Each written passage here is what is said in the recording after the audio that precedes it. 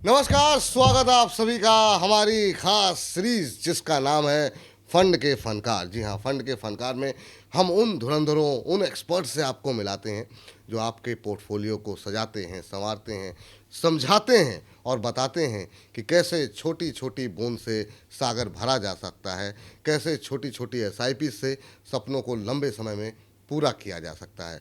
बच्चे की शादी हो, कोई बड़ा घर खरीदने का सपना हो, वो सारे सपने म्यूचुअल फंड की छोटी छोटी एसआईपी से पूरे कराते हैं। ऐसी इस सीरीज़ में आज एक और विशेष मेहमान हमारे साथ जुड़ चुके हैं प्रांजल वाघ जी। प्रांजल वाघ जी आपको बता दें कि को फाउंडर और ग्रुप हेड हैं समर्थ वेल्थ प्राइवेट लिमिटेड के। तो बहुत बहुत स्वागत हमारी इस खास सीरीज़ का हिस्सा बनने के लिए सर। और पहली टिप्पणी तो आपसे ये जानना चाहेंगे, सामान्य तौर पर बहुत लोगों का सपना होता है, इस क्षेत्र में जो लोग आते हैं, पढ़ाई उन्होंने जो है वो की होती है इस क्षेत्र के अंदर। आपकी शुरुआत इंजीनियरिंग से हुई, अच्छा खासा आप इंजीनियर बनने जा रहे थे। ज़रा बताइए हमारे दर्शकों को कि ये इंजीनियर बनते बनते आप म्यूचुअल फंड डिस्ट्रीब्यूशन के क्षेत्र में कैसे आए, क्या चीज़ ने आपको आकर्षित किया? सर, सबसे पहले तो मैं I would like to thank you and Amar Ujala team for inviting me here. Thank you sir. जैसे आप कह रहे कि अच्छा खासा इंजीनियरिंग कर रहा था मैं, तो it was a blessing in disguise. तो जब भी हमारा इंजीनियरिंग पास आउट हो गए हम लोग, तो तब सब प्राइम क्राइसिस आ गया 2008 में। 2008 तो मेरी विप्रो में प्लेसमेंट हो चुकी थी, बट विप्रो ने हमें कॉल लेटर नहीं भेजे। तो इवेंचुअली मैं एमबीए में एनरोल कर दिया मैंने, and that was where I met my partner, business partner. Oh, MBA के दौरान उससे हाँ, मुलाकात हुई। तो जो चीज़ मतलब नहीं करनी थी वो कर ली, एमबीए, एंड तभी मुझे मेरा पार्टनर मिल गया। तो ये उनसे बातचीत जब आप एमबीए कर रहे थे तभी ये लग गया कि नहीं, इंजीनियरिंग को अब पूरी तरीके से किनारे कर देना है और अब फोकस जो है वो इस क्षेत्र की तरफ करना है, फाइनेंस सेक्टर के अंदर आना है। कैसे मन में कैसे आया, कैसे कन्विंस किया आपके पार्टनर ने, या फिर किस तरह के माहौल ने आपको कन्विंस किया? सो हमारा जो कॉलेज था एनएल दालमिया मीरा रोड का जो कॉलेज है हमारा, वहाँ पे दरअसल हम लोग सारे बच्चे साथ में पढ़ते थे, मतलब मार्केटिंग और फाइनेंस वाले। मैं मार्केटिंग से आता हूँ, मेरा पार्टनर फाइनेंस है। तो फर्स्ट ईयर साथ में पढ़ना, साथ में ट्रैवल करना, तो एक्सचेंज ऑफ आइडियाज़ होता रहता है। एंड इवेंचुअली लाइब्रेरी में बैठे बैठे एक दिन हम लोग को ऐसे आइडिया आ गया कि we must do something of this sort finance domain में। तभी फ्रैंकली स्पीकिंग फॉर्मली ये जो वेल्थ मैनेजमेंट या ये सब जो आइडियाज़ है वो हमारे दिमाग में नहीं थी। We did not have any structured approach. But जैसे प्लेसमेंट हो गए हमारे, he got in to ICICI bank, I went to HDFC bank. तो तब जाके हमको एक वो स्ट्रक्चर मिल गया। We were in to wealth management, so we got that goal based financial planning का एक स्ट्रक्चर हमको मिल गया। तो वी अंडरस्टूड कि ये चीज़ जो है 2011 में, ये चीज़ हमारे देश में किसी को पता नहीं थी। हाँ बिल्कुल। आप अगर किसी बैंक के पास जाते थे तभी तो आपको without a doubt insurance policy बेची जाती थी। हाँ ओके, वहाँ पे एक ऐसा होता है कि वहाँ पे कस्टमर नीड्स के बेसिस पे सेलिंग नहीं होती, वहाँ पे रिलेशनशिप मैनेजर के नीड्स के बेसिस पे सेलिंग होती है। मेरे टारगेट जो है वैसे मैं सेल करूँगा। तो वी रियलाइज दिस गैप कि मैंने कहा कि मतलब we use to meet up and discuss. तो हम लोग ने यह कहा कि ये जो है ना, this is a very big gap in India. तभी तो mutual funds was not that popular. अभी तो म्यूचुअल फंड बहुत पॉपुलर है, बहुत ज़्यादा। करेक्ट। तो तब पॉपुलर नहीं थे, तभी इट वाज लाइक कि अरे मेरा पैसा डूब जाएगा मार्केट्स में। But that point of time we entered, and धीरे धीरे जैसे हम लोग फुल टाइम आ गए, तो दोनों ने फिर ऑफिस एस्टेब्लिश तो किया। ये ठीक है, आप लोगों ने या दोस्तों ने मिलकर डिसाइड किया कि ऐसा कुछ करते हैं। करेक्ट। फैमिली का कोई प्रेशर नहीं आया कि भाई एक अच्छी खासी नौकरी है और फिर अब बिजनेस करने जा रहे हो, पता नहीं सफल होगा कि नहीं होगा, क्या होगा? क्योंकि एक ठीक ठाक अगर सैलरी आ रही है तो ज़्यादातर फैमिली चाहती है कि नहीं अब सही तरीके से जीवन चलता रहे। तो ये समस्या आई थी आपको भी? तो फॉर्चुनेटली नहीं आई, नहीं आई। Very frankly. मतलब जब बल्कि जब मैंने जब मेरा HDFC बैंक की जॉब छोड़ी, और that was September 2011, October 2011 my father retired है। ओ। तो मैंने उनको बोला कि मैंने बिना पूछे जॉब छोड़ दी थी, एंड मैं घर आ गया था। तो मैंने उनको बोला ऐसा ऐसा करना है। तो बोले ठीक है, हमें तो पेंशन आने वाली है, तू कर जो करना है। ये बड़ा महत्वपूर्ण हाँ, है क्योंकि कई बार फैमिली सपोर्ट करेक्ट। नहीं मिल पाता है, तो आपको मिला, ये अच्छी बात है। अब सर आते हैं कि अभी जो करंट सिनेरियो चल रहा है, और अब तो आपको लंबा अनुभव हो गया लोगों का पोर्टफोलियो संभालते देखते। अभी की जो करंट सिचुएशन है उसको बहुत लोग जो है थोड़े से डरे हुए हैं, थोड़े से घबराए हुए हैं। हमारे पास जो हमारे शोज़ हैं उसमें डेली बेसिस पे सवाल आते हैं, एसआईपी जारी रखें, रोक दें, क्या करना चाहिए। करंट सिचुएशन को आप कैसे जज कर रहे हैं, क्योंकि इस सिचुएशन से हम निकलेंगे कब, वो रास्ता भी दिखाई नहीं दे रहा है। हो सकता है ये मसला हमको 2-3 साल तक प्रभावित करे, हो सकता है साल भर प्रभावित करे, कुछ पता नहीं है, क्योंकि ये समस्या भारत की नहीं है, भारत के बाहर की है। तो आप कैसे डील कर रहे हैं? आपके पास भी आते हैं कुछ ऐसे कॉल? जी ज़रूर, हम्म, एवरीडे हर रोज़ आते हैं ऐसे।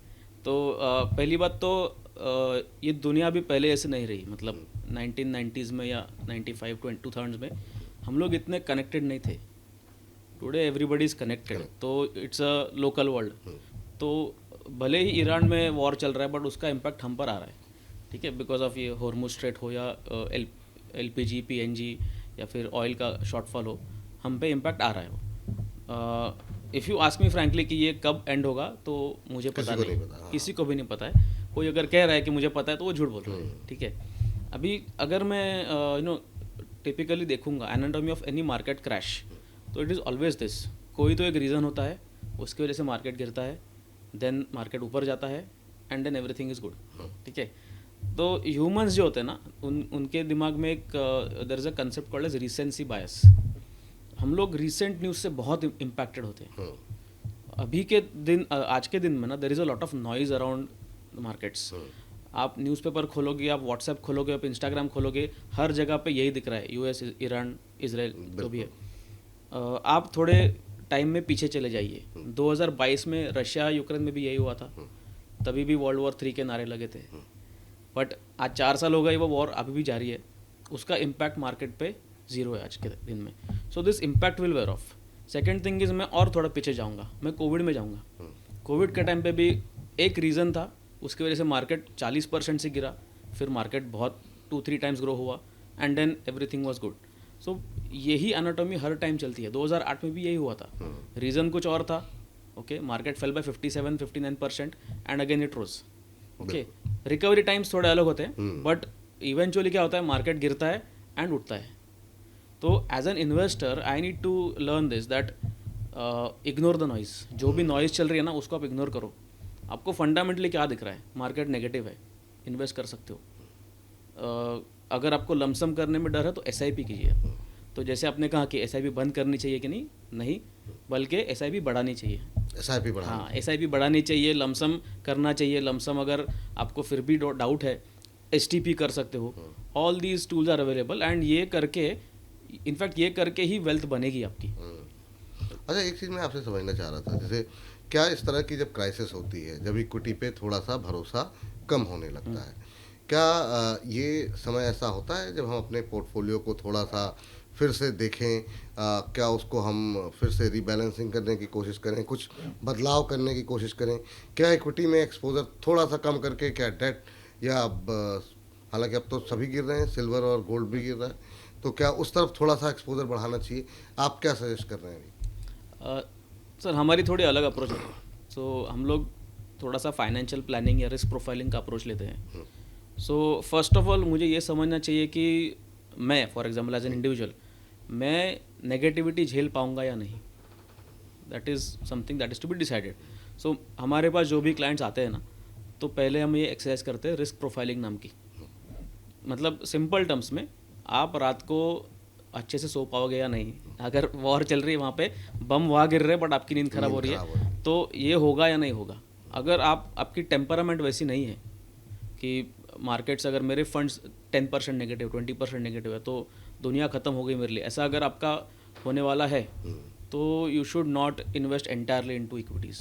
तो आपका रिस्क प्रोफाइल के हिसाब से आपका एसेट अलोकेशन जो होता है डिसाइड होता है। एसेट अलोकेशन माने आपका 100 रुपीज़ अगर जा रहा है, तो वो डेट में जाना चाहिए कितना, इक्विटी में कितना, हाइब्रिड में कितना, गोल्ड सिल्वर में कितना, ये डिसाइड होना चाहिए। So this is the approach we take. तो जब भी एक क्लाइंट ये इस अप्रोच से शुरू करता है ना, तो ये सारे सवाल बहुत कम हो जाते हैं। ये आपने काफ़ी अच्छी बात बताई, लेकिन अगर हम एक जनरलाइज व्यू लें, हाँ, क्योंकि बहुत लोग ऐसे होंगे जो कि आपसे जब मिलते होंगे तो अपनी रिस्क प्रोफाइल उनको लगता होगा कि बड़ी अच्छी है, हाँ, और नहीं हम ले सकते हैं, अभी मेरी एज कम है और बिल्कुल इक्विटी में जाना चाहिए। लेकिन जब एक्चुअल में जब वो पेन फील करते हैं तो उनके विचार बदलने लगते हैं, सोच बदलने लगती है। और ये मैंने बहुत लोगों को देखा है कि शुरू में तो कॉन्फिडेंस बड़ा भरा रहता है क्योंकि वो अपने दोस्तों को देख रहे हैं, इनके डबल हो गए, इनके इतने हो गए, तो उनका फोकस किसी भी तरीके से आपको कन्विंस करने में रहता है कि नहीं, हमारा फोकस आप इक्विटी पे है। लेकिन जब एक्चुअल क्राइसिस होती है, जैसे अभी की क्राइसिस है, 2008 की क्राइसिस थी, तब लोगों का भरोसा जो है वो डगमगाने लगता है। तो ऐसे में इस तरह की जो मिडिल क्लास मेंटेलिटी ज़्यादातर है, उसमें उन लोगों को क्या करना चाहिए? क्या एक्सपोजर कम करना चाहिए या फिर आपको लगता है नहीं, भरोसा बनाए रखना चाहिए? सबसे पहली स्टेप इसमें ना, हम लोग हमारे ऑफिस में हम लोग ने एक वॉरेन बफेट की कोट लगाई है। तो जो वॉरेन बफेट कहते हैं कि be fearful when others are greedy and be greedy when others are fearful. तो हम लोग इसका एप्लीकेशन देखते हैं। 2024 सितंबर में आपने small cap mid cap was at its peak, बिल्कुल करेक्ट। तभी पीक पे क्यों चला गया था? बिकॉज पीपल वर ग्रीडी, है ना। मतलब लोग बोल रहे थे ये स्मॉल कैप में डालो, हर एक बंदा उठा था बोल रहा था स्मॉल कैप में डालो, है ना। क्योंकि उसने 2020 से लेके 2023 तक के रिटर्न्स देखे थे, तो उसको लगा इसमें पैसा बनेगा। और एक्सपेक्टेशन कितने थे? 35%, 40% एवरी ईयर, अनरियलिस्टिक। तो वो पास्ट परफॉर्मेंस देख के उसने बेट किया था फ्यूचर पे, एंड वहाँ पे रॉन्ग हो गया, तो लोग फिर डरने लगे। अभी मैं दूसरा एग्जांपल दूंगा, be greedy when others are fearful. तो आज के तारीख में जब लोग डरे हुए हैं ना, that is the time you should be greedy. Okay, तो अभी कमिंग टू योर क्वेश्चन कि इक्विटी में उसको एक्सपोजर लेना चाहिए या नहीं, या फिर क्या करना, तो हमारा रोल यहाँ पे क्या होता है? बहुत लोगों को लगता है कि हम लोग सिर्फ इन्वेस्टमेंट कराते हैं लोगों का, तो हमारा रोल थोड़ा अलग होता है। कि जैसे मैं ऑफिस से निकला यहाँ पे आने के लिए, तो मान लीजिए कहीं पे मैंने तो मैप्स पे डाल दिया रास्ता, ओके, मुझे गूगल मैप ने बोला 45 मिनट्स लगेंगे यहाँ पे आने के लिए। मान लीजिए बीच में कोई एक्सीडेंट हो गया, मुझे डाइवर्जन लेना पड़ता है। अल्टीमेटली क्या है, मुझे मेरे गोल तक पहुँचना है, but I might have to take diversions. That is how investment journey is. तो ये जो रोड ब्लॉक्स आते हैं ना, जैसे अभी आया है, तभी हमारा रोल एक कोच की तरह होता है। तो more than investment advice, it is about hand holding. थोड़ा सा उसको मेंटली शांत करना कि सर ऐसा ऐसा है, ये this is the data, this is happened in the past and it has happened with you also. 2020 में आपने देखा था मार्केट गिरा था, मार्केट वापस ऊपर है, तो उसको थोड़ा शांत करके, उसको थोड़ा सा मतलब धीरज देके उसको इस प्रोसेस पे, इस रास्ते पे बनाए रखना, ये हमारा काम रहेगा। एंड तभी of course you can also add more money to the market. अच्छा, इन जनरल व्यू, मतलब अभी की सिचुएशन को देखते हुए क्या रिविजिट करना चाहिए अपने पोर्टफोलियो को, या उसी में जो है हम ऐड करते जाएं और एसआईपी में अमाउंट बढ़ाना चाहिए, या थोड़ा सा डाइवर्जन जो है करना ज़रूरी है करंट सिचुएशन पे? क्योंकि जो लोग आपको सुन रहे हैं, देख रहे हैं, क्या कहेंगे उनसे? सो रिविजिट तो डेफिनेटली कर सकते हैं, it's not a bad thing to revisit और रिव्यू द पोर्टफोलियो। बट जैसे कि हम कहते हैं कि आपका पोर्टफोलियो जो है ना, आपके गोल्स के हिसाब से बना हुआ रहना चाहिए, ठीक है। तो अगर मेरा गोल लेट्स से रिटायरमेंट है, which is may be 15 years down the line, तो उन फंड्स पे आज पैनिक होके कुछ फ़ायदा नहीं है। बिकॉज व्हाट डज डेटा से कि आने वाले 15 साल में मार्केट्स अच्छे करेंगे, बिकॉज मोस्ट प्रोबेबली पहले भी अच्छे किए थे तो अभी करेंगे ही, and it is 15 years down the line, so you don't need to worry about it. जो मेरे शॉर्ट टर्म गोल्स है, जैसे कि मान लीजिए अगले साल वेकेशन पे जाना था, तो उनके लिए तो हम लोग एनी विच इक्विटी फंड देंगे नहीं, है ना। वो लिक्विड फंड्स रहेंगे, या फिर मान लीजिए आर्बिट्राज कैटेगरी में रहेंगे, तो वो फंड तो नेगेटिव होंगे नहीं। तो your short term funds are safe, long term funds are also going to perform well in the future, because आपकी एसआईपी भी चल रही है उसमें। ओके, तो if that is the case, अगर गोल बेस्ड आपका अप्रोच है, तो ये सारे प्रॉब्लम से आप बाजू में हो जाते हैं, ठीक है। सेकेंडली, अगर आपका रैंडम गोल है, रैंडम पोर्टफोलियो है, जैसे इंडिया में वैसे रहता है कि दोस्तों का देख के इन्वेस्ट किया रहता है किसी ऐप से, and it is a big mess, तो definitely yes. Because I don't know कि मतलब मैं अगर इन्वेस्टर हूँ और आप एडवाइज़र हो, तो मैं आपके पास क्यों आऊँगा? जब भी मुझे कन्फ्यूजन हो रही है तभी आऊँगा। बिल्कुल सही, करेक्ट। तो I don't know what is going to happen in this scenario, market के सिनेरियो में। तो मुझे कोई तो एक्सपर्ट लगता है जो मुझे रीअलाइन करके दे। मैंने हाल ही में एक क्लाइंट का पोर्टफोलियो रिव्यू किया था, उनके पास लगभग 30-35 फंड्स थे, अलग अलग funds, multiple funds in same category, छोटी छोटी अमाउंट से ऐसे भी चालू की थी। तो अगर ऐसा क्लटर है ना, तो उसको डेफिनेटली कंसोलिडेट करना बहुत इंपॉर्टेंट है।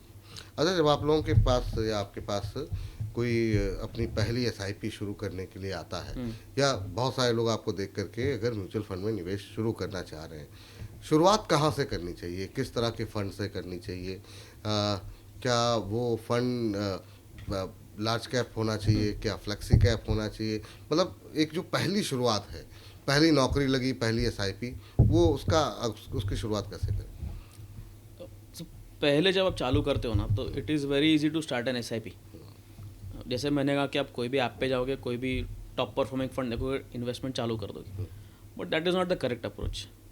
करेक्ट अप्रोच क्या है कि मुझे जो इन्वेस्टमेंट करनी है, मान लीजिए मैं 25 ईयर्स ओल्ड हूँ, ठीक है, मुझे अगले लेट्स से 25 to 35 ईयर्स के लिए इन्वेस्टमेंट करनी है। तो अगर मैं ये लॉन्ग टर्म चीज़ कर रहा हूँ ना, तो it has to be structured. Okay, randomly investment तो कोई भी करता है, बट अगर आप स्ट्रक्चर्ड करोगे, स्टार्टिंग में थोड़ा टाइम लगेगा आपको चालू करने में, मे बी 2 दिन एक्स्ट्रा लग जाएंगे, बट ये एक्सरसाइज जो है स्टार्टिंग की, वो आपको ज़िंदगी भर काम आएगी।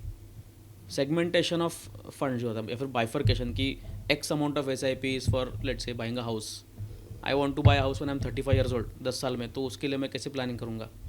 आई want to go on a vacation every year, उसके लिए कैसे प्लानिंग करूँगा? ठीक है, I want to retire at the age of maybe let's say 45, 25 to 45, वो कैसे करेंगे? तो once I get all my goals and desires in place, then I can say see कि कितने गोल्स उसमें से पॉसिबल है, मतलब उसमें से कितने गोल्स हम उनको मस्ट हैव गोल्स कहते हैं। जैसे रिटायरमेंट का गोल है ना, ये वो मस्ट हैव है, ये अगर मैं फेल कर गया गोल, तो फिर there is no coming back from that. ठीक है, फिर देर इज़ फ्यूचर में चाइल्ड एजुकेशन रहेगा, that's a must have goal. Upgrading to iPhone, that's a good to have goal, मुझे बहुत अच्छा लगेगा, बट अगर मान लो कि नहीं हुआ तो कुछ दुनिया का अंत नहीं हो जाएगा। करेक्ट, 2020 में ये हुआ था, 2019 के एंड में जिन्होंने 2020 में वेकेशन के लिए प्लान किया था और जिन्होंने हाइब्रिड फंड्स वगैरह किए थे ना, तो दे ऑल वेंट नेगेटिव ना, बिकॉज 2020 में मार्केट्स फेल बाय 40%। तो उनके तो वो गोल हो नहीं पाए, but that was a good to have goal, तो वो नहीं हुआ तो कुछ फ़र्क नहीं पड़ा। ठीक है, बट रिटायरमेंट अगर नहीं हुआ तो दैट्स अ प्रॉब्लम। सो हम लोग ये स्ट्रक्चर रिकमेंड करते हैं। Okay, if they can do all this goals and well and good, otherwise उनके जो इंपॉर्टेंट गोल्स है वो करना बहुत ज़रूरी है। एंड इसी में जैसे मैंने कहा था कि risk profiling and asset allocation, and once this is done, तो हमारे सिस्टम में प्रॉपरली गोल के हिसाब से सेग्रीगेशन होता है and they can track the goals. तो अगर ऐप पे आपको दिखेगा ये सब चीज़, तो इट इज़ वेरी मच मतलब easy to track your goals and it helps you a lot in the future. लेकिन एक बात तो ये भी है कि जैसे एक तो मस्ट वाली बात तो आपने बता दी, लेकिन बहुत सारे लोगों को एग्जैक्टली कई बार पता नहीं होता, वो चाहते सब कुछ है, लेकिन क्या उनकी इनकम सपोर्ट कर रही है कि नहीं कर रही है। तो मेरा सवाल इसीलिए थोड़ा सा स्पेसिफिक ये था कि अगर पहली SIP सिर्फ ये सोचने के लिए कि मान लीजिए 5,000 10,000 रुपये कहीं आप कमा रहे हैं और 2-4 हज़ार की SIP कहीं शुरू करनी है, तो मतलब शुरुआत किस फंड से, मतलब एक मिडिल क्लास को लिए क्या बेहतर रहेगा, किस किस फंड से शुरू करना चाहिए? ठीक है, सो सर देखिए, अगर आपको इक्विटीज़ में करना है, हाँ, तो you can always consider something in the large cap category, या अगर आपको थोड़ा सा you want to get something of everything, मतलब मुझे लार्ज भी चाहिए बट मुझे मिड एंड स्मॉल कैप का ज़्यादा रिस्क नहीं चाहिए, और मुझे वो भी चाहिए बट रिस्क ज़्यादा नहीं लेना है, तो I will go for something like a flexi cap fund या मल्टी कैप फंड। ठीक है, और अगर मुझे थोड़ा सेफ भी खेलना है उनसे, तो there is a category called as multi asset allocation hybrid में, that's a very good category stability के लिए। तो आपको उसमें एक ही फंड में सब कुछ मिल जाएगा। ठीक। अच्छा, अब सर चूँकि हर बार जब भी बातचीत हो रही है, हम कोशिश करते हैं किसी एक फ़ंड को थोड़ा सा डिटेल में डिस्कस करें। एक फ़ंड जिसने कि हमने देखा, जैसा भी आप जिक्र भी कर रहे थे 2020 का, वो एक्सपीरियंस लोगों का ऐसा रहा कि इवन 2025 जो अभी ख़त्म हुआ तब तक भी लोगों का एक बड़ा हिस्सा जो है वो स्मॉल कैप में जा रहा था। और क्योंकि हमने देखा 2024 में 6 महीने में पैसे डबल हो रहे थे, 5 महीने में, साल भर में, तो वो जो एक लत लगी और एक बड़ा वर्ग मार्केट के अंदर निकल के भी आया, क्योंकि इस तरह की मार्केट में रिटर्न बन रहे थे। अब शायद उनके लिए थोड़ी मुश्किल होगी। स्मॉल कैप को आप कैसे डिफाइन करेंगे, किसके लिए ज़रूरी होता है और क्या पोर्टफोलियो में होना चाहिए कि नहीं होना चाहिए? ठीक, स्मॉल कैप तो मेरे ख्याल से होना चाहिए, okay, in a controlled manner, मतलब इट शुड नॉट बी जैसे आपने कहा ना 2024 में स्मॉल कैप ही था, हाँ, करेक्ट, तो people were only investing in small cap, तो वैसा नहीं होना चाहिए, it has to be in a controlled manner. ठीक है, बट आपको अगर स्मॉल कैप से अच्छे रिटर्न चाहिए, ओके, तो यू शुड वेट। आपको मतलब वेट करना आना चाहिए, पेशेंस होना चाहिए। क्योंकि अभी अगर आप देखोगे तो लास्ट मे बी 2024 के सितंबर के बाद तभी स्मॉल कैप इंडेक्स का पीक बना था। आज के तारीख में we are around 22.9% down from the peak, ठीक है। तो जिसने तभी पैसा डाला था वो तो आज मतलब बहुत ही 30% लॉस मतलब he must be very frustrated अगर वो है तो मार्केट्स में। बट मुझे अगर स्मॉल कैप फंड में करना है, मान लीजिए मैंने तभी किया इन्वेस्टमेंट, ओके, तो it should be for 5 years plus duration only. Small cap is not something जो मुझे 1 साल में रिटर्न बना के देगा return, but it should not be something which I should aim for, है ना, क्योंकि वो नेगेटिव भी जा सकता है और वो बहुत नेगेटिव जाएगा, बहुत तेजी से नीचे जाता वो है। हाई रिस्क हाई रिटर्न है। तो जैसे 2018-19 में जब small cap and mid cap गिरे थे, तो वैसे अभी भी गिरे हैं small caps. But is it a good time to enter? मेरे ख्याल से कंट्रोल्ड मैनर में एंट्री होनी चाहिए वाया SIP। एंड सच बोलो तो मतलब ऐसा कहते हैं कि wealth creation is a boring process. तो अगर आप उसको एवरीडे देखोगे तो फिर आपके हाँ, पैसे बनेंगे नहीं। बनेंगे। उसको इन्वेस्ट करके आप छोड़ दीजिए, 5 साल 10 साल रख दीजिए, आपका पैसा बनेगा स्मॉल कैप में। हिस्टोरिकली डेटा भी अवेलेबल है। बिल्कुल, एंड राइट नाउ अगर आप आज की बात करें तो PE भी अच्छा खासा है स्मॉल कैप का, नीचे आ गया है। आप अगर पेग रेशियो देखते हो तो peg ratio is around 1।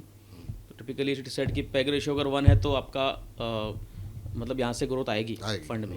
And compare to that large cap and mid cap are still little bit higher PEG ratios. तो स्मॉल कैप अच्छे वैल्यूएशंस है, लॉन्ग टर्म के लिए इन्वेस्टमेंट ज़रूर हो सकती है SIP के through, of course after consulting with your financial advisor and after following the due diligence of मतलब risk profiling and asset allocation. वो करने के बाद आप कीजिए, but keep it strictly tied to your goals. ये काफ़ी तो अभी की बात का जो एक सार निकला वो ये कि अगर आप निवेश कर रहे हैं स्मॉल कैप में, तो पहले तो काम तो ये कीजिए कि 5 साल से ऊपर का नज़रिया होना चाहिए, उससे कम का नहीं होना चाहिए। उससे कम का अगर आप रख रहे हैं तो आपके लिए ही मुसीबत हो सकती है। दूसरा ये कि अपनी रिस्क प्रोफाइलिंग जो है अवश्य देखें। अब मेरा दूसरा सवाल आता है सर कि अगर एक पोर्टफोलियो हमने बनाया इक्विटी का, और जिसमें कि बाकी पोर्टफोलियो की बात नहीं कर रहे हैं, खाली इक्विटी पे अभी फोकस करते हैं, है ना, बाकी डेट और बाकी चीज़ों पे बाद में आएंगे। लेकिन मान लीजिए कि हमने 60-70% का एक पोर्टफोलियो बनाया जो कि इक्विटी का है। उस इक्विटी के अंदर कितना परसेंट हिस्सा जो है आप स्मॉल कैप को देना पसंद करेंगे, और ख़ास तौर से वो लोग जो कि 25 से 35 साल की उम्र के बीच के लोग अगर शुरू कर रहे हैं तो उनको क्या देंगे, और जो लोग 35 साल से ऊपर के हैं उनके लिए क्या इस पर कितना रिस्की होता है स्मॉल कैप जब आप के गोल बदल जाते हैं 35 के बाद?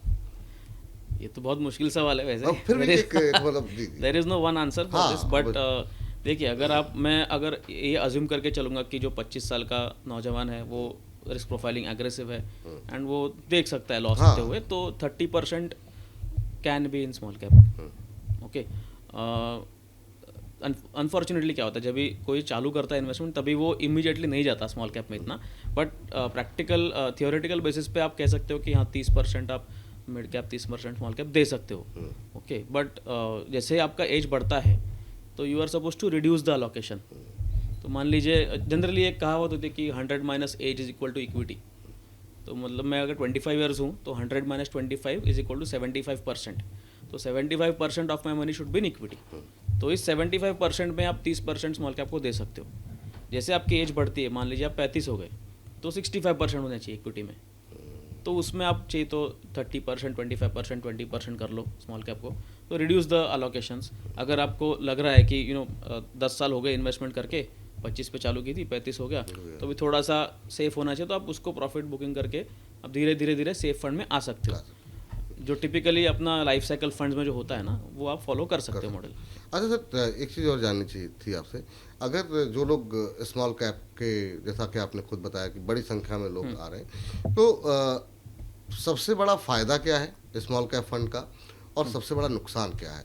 किन लोगों को स्मॉल कैप फंड में पैसे नहीं लगाने चाहिए, और वो कौन लोग हैं जिनके लिए आपको लगता है कि नहीं होना चाहिए पोर्टफोलियो में, और इसके ये फ़ायदे हैं? तो प्लस और नेगेटिव दोनों मैं समझना चाहूँगा ताकि हमारे दर्शक अपनी एक राय बना सकें इसके बारे में। सो जो लोग जिनको आदत है फिक्स्ड रिटर्न्स मिलने की, या फिर जिनको स्टेबिलिटी की आदत है, उनको नहीं आना चाहिए।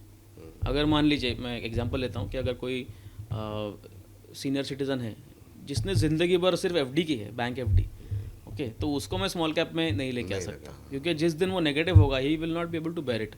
ज़िंदगी भर पैसा नेगेटिव देखा नहीं है, आज नेगेटिव हो गया, वो नहीं सह कर पाएगा। तो somebody who is not that keen into the markets, या फिर उसका टेम्परामेंट नहीं है, उसको नहीं आना चाहिए स्मॉल कैप में। बट ऐसा कोई इंसान है जिसको पता है कि मुझे 5 साल ये पैसा नहीं चाहिए, 10 साल नहीं चाहिए, तो and he is okay that, अगर मैं उनसे पूछूंगा कि आपका पैसा मान लीजिए 15% से कम हो गया, are you okay with it, तो if is okay then he can come into small caps. Okay, तभी आ सकता है वो, आना चाहिए, और कम से कम 5 साल के ऊपर का पीरियड ही देना चाहिए स्मॉल कैप के लिए। भले ही पास्ट में रिटर्न्स बने हैं, ओके, 22, 23, 24 में रिटर्न्स बने हैं, बट वो 3 साल का पीरियड था। आज आप वही फंड देखिए 22 के बाद जो भी है, उनके returns are negligible right now in small caps, single digit में है रिटर्न्स। ठीक है, तो अभी क्या हो गया, 5 साल के भीतर का पीरियड है, रिटर्न्स कम हो गए ना, तो you have to give it 5 years plus. अगर आप आज निफ्टी स्मॉल कैप 250 का 5 साल का परफॉर्मेंस देखोगे, लगभग मेरे ख्याल से 15% पर एनम है, तो it is not up to the mark small cap के हिसाब से ना। 15% is not up to the mark, but ये क्यों हुआ है, बिकॉज पिछले 1.5 साल are not that good for small cap. तो जैसे आप आगे जाओगे तो वो बढ़ेगा, and compounding will keep on happening. ठीक, अभी जो आप बता रहे थे कि अभी की जो गिरावट रही 25-30% डाउन है स्मॉल कैप, क्या ये सही समय है मतलब स्मॉल कैप में एंट्री लेने का? क्या आपका एनालिसिस क्या कहता है कि अभी अगर 5 साल का या 7 साल का नज़रिया है, तो क्या स्मॉल कैप फंड में एक्सपोजर अभी करंट लेवल पे ले सकते हैं? देखिए, अभी एक तो पी रेशियो भी नीचे आ चुका है उसका, एंड पेग रेशियो 1 है, 1 के आसपास है, प्लस पीक वैल्यू से मेरा इंडेक्स जो है वो लगभग 22-23% डाउन है। तो again as I said, in controlled manner आप इन्वेस्ट कर सकते हो। अगर आप लमसम कर रहे हो तो सिर्फ लमसम मत कीजिए, उसको चाहिए तो आप, अगर आपके मन में अनसर्टेनिटी है मार्केट्स के बारे में या इस वॉर के बारे में, तो उसको STP माध्यम से इन्वेस्ट कीजिए, उसके साथ SIP चालू कीजिए, एंड गिव इट टाइम। अच्छा सर, अभी चूँकि आप इतने लोगों का पोर्टफोलियो इतना बड़ा आप मैनेज करते हैं, ये जो अभी बीच में एक रैली आई सिल्वर के अंदर, क्या आपके पास ऐसे लोग आए कि निकाल दो यहाँ से पैसा, सब सिल्वर में डाल दो और सिल्वर ही भाग रहा है और सिल्वर ही चल रहा है, मतलब इस तरह के आते हैं लोग? और अभी मतलब सिल्वर ETFs को लेकर के क्या व्यू आपका रहेगा, और क्या कुछ इस पर कुछ टिप्पणी करना चाहें? सिल्वर गोल्ड होना चाहिए पोर्टफोलियो में, और होना चाहिए तो कितना होना चाहिए? क्योंकि बीच में तो हमने देखा कि लोगों ने पूरे पैसे उठा करके बाकी बेच करके सिल्वर गोल्ड और सिल्वर में ही खासतौर से सिल्वर में डाल दिए। देखिए, हमारा तो हमेशा ये कहना होता है कि your portfolio should be a balanced one, तो which means gold and silver should be there, but gold ये जो है ना, ये हेज होता है हमेशा पोर्टफोलियो में, it should not form the entire portfolio. तो जब भी इक्विटी परफॉर्म नहीं करता तभी टिपिकली गोल्ड करता है परफॉर्म। जैसे हम लोग ने देखा पास्ट में, there was a time when both were performing, 2000 मेरे ख्याल से 23 के आसपास दोनों कर रहे थे परफॉर्म, करेक्ट। सो गोल्ड तो होना चाहिए, बट अगेन हेजिंग के हिसाब से। सिल्वर भी होना चाहिए, but silver is more of a tactical call. मतलब फ्रैंकली स्पीकिंग, सिल्वर अगर लॉन्ग टर्म इन्वेस्टमेंट एसेट मेरे ख्याल से नहीं हो सकता। ओके, अगर आपको ये चाहिए but you want the benefit of both, then again as I said, multi asset allocation funds are a very good option. क्योंकि यहाँ पे क्या होता है ना, जब मैं खुद से इन्वेस्टमेंट करने जाता हूँ तो मतलब सिल्वर में मुझे एंट्री लेनी है एंड एग्जिट मारना है, आपने देखा रहेगा तो सिल्वर जो ऊपर जाता है वो इमीडिएटली ऊपर जाता है एंड फटाक से नीचे आता है, करेक्ट। तो वही हुआ ना पिछले साल। तो अगर मुझे वो करना है तो it is better I go for hybrid fund, controlled manner में फंड मैनेजर मैनेज करेगा। अगर मैं ये चीज़ करने जाऊँगा ना, तो मेरी हालत कभी कभी अभिमन्यु की जैसी हो जाती है। आपको पता है एंट्री कैसे लेनी है, आपको बाहर कैसे आना है चक्रव्यूह के पता नहीं है। नहीं, बहुत लोग हैं जानने वाले जो 4 लाख में भी लेकर के फिर कह रहे थे 5 लाख भी जाएगा, लेकिन उसके बाद से वो करेक्ट। हाँ, ये बात तो है सर। चलिए सर, अब थोड़ा सा अपने बारे में कुछ एक और चीज़ें आपसे जानें। उससे पहले जाने से पहले एक चीज़ आपसे समझना चाहेंगे कि जब हम पोर्टफोलियो बना रहे हैं, जिसका जिक्र आपने किया कि बहुत सारे फैक्टर्स होते हैं, रिस्क प्रोफाइलिंग, क्या आपके गोल हैं, इन तमाम चीज़ों को आप फैक्टर इन करते हैं। लेकिन एक सामान्य व्यक्ति को जब वो मान लीजिए किसी फाइनेंशियल प्लानर जैसे आप जैसे एक्सपर्ट से वो नहीं मिल पाया, उसके दिमाग में क्या होनी चाहिए, मतलब और कहाँ फोकस होना चाहिए, कौन कौन से आपका फेवरेट फंड कौन सा होगा? अभी आपने जैसे कई सारे नाम हम लोगों ने ले लिए, मल्टी एसेट के नाम ले लिए, हाइब्रिड का नाम लिया, इंडेक्स फंड के बात हम लोगों ने की नहीं, लेकिन इंडेक्स फंड का विकल्प है, फ्लेक्सी कैप की बात हुई, स्मॉल कैप की बात हुई। तो इतने सारे ऑप्शन अवेलेबल हैं, 4-5 चुनने हो नॉर्मल आदमी को, तो फिर वो कौन से, और एक पोर्टफोलियो में कितने फंड मैक्सिमम होने चाहिए, इसका कोई रूल बनाया है आपने? ऐसा कोई स्पेसिफिक रूल होता नहीं है, बट जैसे हमने कहा ना कि क्या होता है कि अगर आपने कोई छोटा बच्चा देखा होगा, उसको अगर आप खिलौने की दुकान में छोड़ दे तो वो पूरा ऐसे कंफ्यूज हो जाता है ना, हाँ, मतलब ये भी अच्छा, सारे ये ये भी अच्छा। सब चाहिए, मुझे सब चाहिए। तो वैसा ही होता है कि जैसे I log in to any app, मुझे सारे फंड दिखते हैं कि ये फ्लेक्सी कैप, ये मल्टी कैप, ये भी अच्छा कर रहा है, वो भी अच्छा कर रहा है, सब में पैसा डालना है, बट वो पॉसिबल नहीं होता because capital is always limited. ठीक है, तो हमारा थोड़ा सा हम यही एडवाइस देते हैं कि आप थोड़ा सा फोकस अपना बदल दीजिए। तो वो कैसे बदलना है, तो फोकस ऑन योर गोल्स, आपको क्या करना है या फिर आपको ये पैसा किस चीज़ के लिए लगने वाला है फ्यूचर में, आप उस पर फोकस कीजिए। देन उसको आप लिस्ट डाउन कीजिए गोल्स को, फिर eventually you will understand where you want to invest. कि मुझे अगर पता ही नहीं है मुझे कहाँ जाना है तो मैं कैसे जाऊँगा, करेक्ट। तो अब इफ़ आई अंडरस्टैंड कि आप, जैसे कि मैंने अभी कहा था कि आपके ऑफिस में आने के लिए आई हैड मल्टीपल ऑप्शंस ना, I could have come by बस, टैक्सी, उबर, ट्रेन, हाँ, जो भी है। बट जब मुझे पता चला कि best way to go is by road, time भी कम लग रहा है, तो मैं रोड से आ गया। तो that way you can decide, you can chart out your road map of investments मेरे गोल के हिसाब से। ओके, तो गोल के हिसाब से करने का फ़ायदा सबसे बड़ा ये है कि अगर मुझे पता है कि यहाँ पे दुविधा क्या होती है, जनरली लोग हमेशा बोलते हैं कि मार्केट्स ऊपर गए पैसा निकालो क्या। हाँ करेक्ट। तो मार्केट्स ऊपर गए पैसा निकालो क्या, ये एक्चुअली क्या होता है कि it will kill your compounding. Compounding कब आती है, जितना ज़्यादा टाइम आप मार्केट में रहोगे ना, उतना आपका कंपाउंडिंग बढ़ते जाएगा, करेक्ट। तो इसीलिए tag your investments to your goals. अगर मेरा रिटायरमेंट का गोल है या मेरे बेटे का एजुकेशन है, मेरी बेटी की शादी है, मुझे पता है 20 साल है शादी के लिए, तो उस इन्वेस्टमेंट को 20 साल हाथ मत लगाइए। 20 साल होने के बाद आपको उसको निकालना ही है। उसको 20 साल के बाद फिर ऐसा नहीं कि नहीं सर रुक जाइए और 1 साल रुकिए, ऐसा नहीं है। 20 साल बाद शादी है, पैसे निकालने ही है। Same way with education, same focus जो है वो रिटर्न पे नहीं होना चाहिए, वो गोल पे होना चाहिए। ये काफ़ी महत्वपूर्ण बात कही, और ये हमारे दर्शकों को भी काफ़ी सीखनी चाहिए, क्योंकि लोगों के अंदर ये बात तो है कि इस बात को लेकर के हड़बड़ाहट हो जाती है कि भाई 6 महीने में ही डबल हो गया है तो क्या करें, क्या प्रॉफिट बुक कर लें। तो ये तो बात सही है, तो ये आपने बहुत अच्छी बात बताई। अच्छा सर, इतने सारे लोगों के पैसे आप मैनेज करते हैं, बाजार में इतनी क्राइसिस है, आपको नींद आ जाती है ठीक से? आप टेंशन में होते हो तो क्या करते हो? नहीं, मुझे नींद आती है अच्छे से नहीं, क्योंकि सब लोग तो भाई आपके भरोसे बैठे हुए हैं, काफ़ी लोग, तो फिर जब फ़ोन आते होंगे तो टेंशन होती है कि नहीं यार अभी देखिए सर, जैसे हम लोग कहते हैं ना कि पहले खुद करो फिर दूसरों को एडवाइस करो, तो मैं तो 2011 से म्यूचुअल फंड्स में इन्वेस्ट कर रहा हूँ। तो अभी क्या हुआ है ना, 15 साल हो चुके हैं ना लगभग, तो मुझे पता है अभी कि पैसा बनता है। ठीक है, अभी नेगेटिव है बट पैसा बनेगा, ये अभी पता चल चुका है। मैंने 2008 में 8 के एंड में मैंने मार्केट्स में अकाउंट खोला था, डीमैट अकाउंट। तो I was fortunate to enter at that point. तो मैंने लगभग 2 बड़े क्रैश देखे, 2008 का और 2020 का, एंड बीच में छोटे छोटे जो करेक्शन थे वो सब देखे। तो भी पता है मोटा मोटी, अगर आपकी इकोनॉमी अच्छी है, आपके मैक्रो इकोनॉमिक्स अच्छे हैं इंडिया के, तो वी विल डू वेल। आने वाले 10-15 साल तक तो इंडियन इकोनॉमी कुछ प्रॉब्लम होना नहीं चाहिए। And secondly I have seen my own portfolio being negative for 2.5 years, फिर वापस बढ़ गया है। तो अभी कन्विक्शन है, and that conviction helps me to talk to clients and help them understand. क्योंकि देखिए खुद को कन्विंस करना आसान होता है प्रांजल जी, लेकिन दूसरों को नहीं। दूसरों को कैसे कन्विंस किया जाए कि भाई साहब भरोसा रखो, क्योंकि लोग कई बार प्रेशर बनाने लगते हैं। अभी चलिए ठीक है, अभी एक परिवर्तन तो आया है, लोगों में थोड़ा सा कॉन्फिडेंस भी बढ़ा है, इकॉनमी को लेकर के समझ बढ़ी है, चाहे वो चैनल के माध्यम से हो, अखबारों के माध्यम से हो, लोग भी मतलब अब ऐसा नहीं है कि पैनिक बहुत कम करते हैं। हमारे पास भी सवाल आते हैं, सर इतना गिर गया क्या, आप लंप सम अमाउंट डालना है तो क्या करें।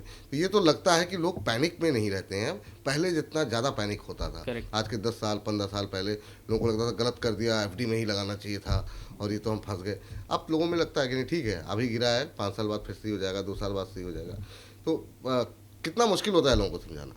नहीं, पहले इतना नहीं रहता अभी मुश्किल, वेरी फ्रैंकली। जो जो हम लोग ने 2018, 19, 20 में फेस किया था, मतलब कंटिन्यूसली लोग पैनिक मोड में ही थे 2.5 साल के लिए, उतना अभी नहीं है फ्रैंकली स्पीकिंग। लोग इन्वेस्टर्स काफ़ी मैच्योर हो चुके हैं अभी, थैंक्स टू ऑल ये जो कैंपेन्स रन करते हैं ना, म्यूचुअल फंड सही है हो या और भी बहुत सारे वो पॉडकास्ट है, ठीक है, हम लोग कंटिन्यूसली बात करते रहते हैं, तो हमारे जैसे एडवाइजर्स है, तो इनके एफर्ट की वजह से ना क्या हुआ है कि इन्वेस्टर काफ़ी मैच्योर हो चुके हैं, उनको पता है अभी कि ये हमारे साथ पहले हो चुका है एंड मार्केट ऊपर जाएगा।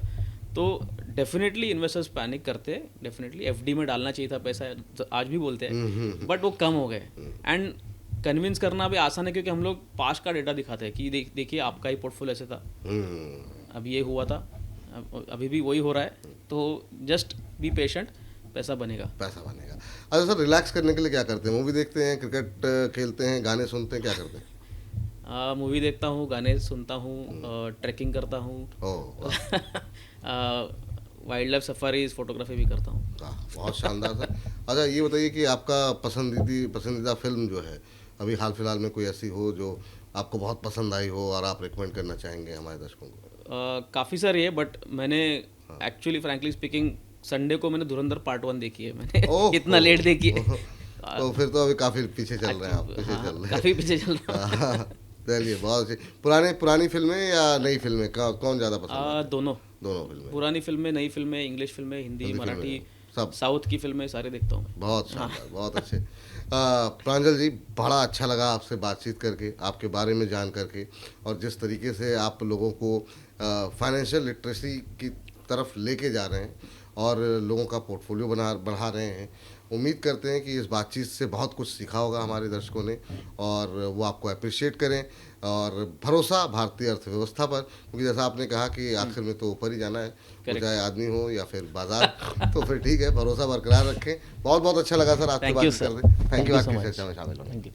तो फिलहाल के लिए आज की जो बातचीत का सार है, पहला ये कि निवेश को लेकर के अपने गोल को निर्धारित करने के बाद आप अपने फंड का चुनाव करें। स्मॉल कैप को लेकर के जो हमने बातचीत की, उसमें बातचीत का सार ये है कि पहले तो ये है कि आपका रिस्क कितना आप ले सकते हैं उसका ध्यान रखें। 5 साल से लंबी अवधि का नज़रिया कम से कम हो अगर आप स्मॉल कैप में की तरफ जाने की सोच रहे हैं। सिल्वर को लेकर के या गोल्ड को लेकर के आपके पोर्टफोलियो का हिस्सा तो हो सकता है, लेकिन पूरा निवेश वो नहीं हो सकता। हेजिंग के लिए गोल्ड की तरफ आप जा सकते हैं। इसी तरह की और दिलचस्प बातचीत के लिए लगातार बने रहिए बोनस के साथ। अभी के लिए इजाज़त दीजिए, नमस्कार।